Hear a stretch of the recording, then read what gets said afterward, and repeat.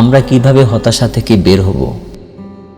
প্রথমত, চোখ খুললেই দেখতে পাওয়া যাবে যে তোমার থেকে বাজেভাবে অনেক মানুষ বেঁচে আছেন, দৈনন্দিন লড়াই করছেন।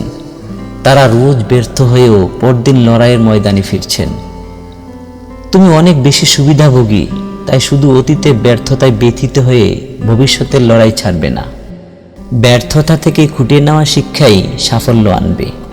তাই হাজারো বার হাসি মুখে ব্যর্থতাকে মেনে নিতে হবে। দ্বিতীয়ত, সময় অঢেল।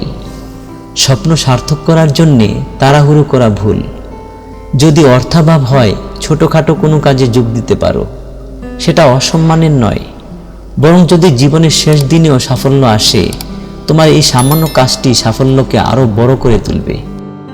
ভারতবর্ষের প্রাক্তন রাষ্ট্রপতি ও স্বনামধন্য বিজ্ঞানী APJ আব্দুল কালাম সাহেব অবশ্যই এক সফল ব্যক্তিত্ব। কিন্তু একদা তার খবরের কাগজ বিলি করার পরিস্থিতি আজ সমগ্র বিশ্ববাসীর মনে তার সাফল্য সম্বন্ধে সম্ভ্রম কয়েকশো গুণ বাড়িয়ে দিয়েছে। ধৈর্য ধরতেই হবে। যত বেশি ধৈর্যের পুঁজি থাকবে, তত বড় স্বপ্ন দেখা যাবে, আর ততবার ব্যর্থ হওয়ার সাহস পাওয়া যাবে।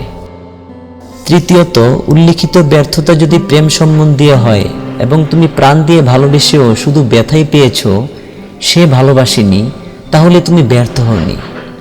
কারণ জোর করে ভালোবাসানো যায় না। তাই এক্ষেত্রে হতাশ হওয়ারও কিছু নেই, জাস্ট কাটিয়ে দাও। এর থেকে শিক্ষা নিয়ে এরপর শুধু তার সাথেই সম্পর্কে এগোও যে তোমাকে ভালোবাসবে। আর যদি নিজের দোষে ভালোবাসা হারিয়ে হাত কামড়াচ্ছ এবং সেই মানুষটির ভালোবাসা মরে গিয়ে না থাকে, তাহলে তার কাছে দোষ স্বীকার করো এবং নিঃশর্তে ক্ষমা চাও, সে ঠিক ফিরে আসবে। চতুর্থত, পারলে নিজের জন্য বাঁচা বন্ধ করে দাও। যারা খারাপ আছে তাদের ভালো রাখার জন্য বাঁচার চেষ্টা করো। দেখবে ব্যর্থ হলে জেদ বাড়বে, হতাশা থেকে সহজে বেরিয়ে আসতে পারবে। পঞ্চমত, আল্লাহ পরীক্ষা নিচ্ছেন। সময় হলে তিনিই সাফল্য লাভ করাবেন। সাফল্য, ব্যর্থতা, সম্পত্তি, সম্পর্ক সবকিছুই সর্বশক্তিমান মালিকের অদৃশ্য খেলা। ব্যক্তিগতভাবে আমার মনে হয় আমাদের অহংবোধ প্রশমিত করার জন্য এই কথাগুলো বলা। কিন্তু এগুলোর ভুল অর্থ করে নিজেরা নিষ্ক্রিয় হয়ে আল্লাহর কাছে সমস্ত চাহিদা মেটাতে ভিখিরি হয়ে গিয়েছি। এমনকি ক্রিকেট বা জুয়া খেলায় জেতার জন্য টিভির সামনে বসে ঈশ্বরকে ডাকি। যদি সারা বছর পড়াশোনা না করে পরীক্ষার হলে ঢোকার আগে মনে মনে 5 নম্বর না চাইতে পারো, অথবা অভ্যাস বসে চেয়ে ফেললেও সঙ্গে সঙ্গে বলতে পারো, যা চেয়েছি ভুল করে চেয়েছি, ওসব চাই না। কারণ তুমি কারোর উপর ভরসা না করে পরিশ্রম করতে শিখে যাবে, আর ঈশ্বরকে অবশ্যই ধন্যবাদ জানাবে। সাফল্য পেলেও, ব্যর্থরূপে শিক্ষা পেলেও, কিন্তু ফল বেরোনোর পর।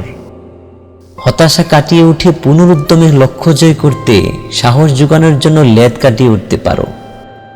লেখালেখির অভ্যাস বা এলেম কোনোটাই আমার নেই। ত্রুটি বিচ্যুতি নিজ গুণে ক্ষমা করে দেবে। বলে দিলে সাধ্যমতো ঠিক করার চেষ্টা করব। ভিডিওর স্ক্রিপ্ট পুরোটাই আমার মস্তিষ্ক প্রসূত। সকল সম্প্রদায়ের সম্পূর্ণ বিপরীত মতকেও আমি স্বাগত জানাই।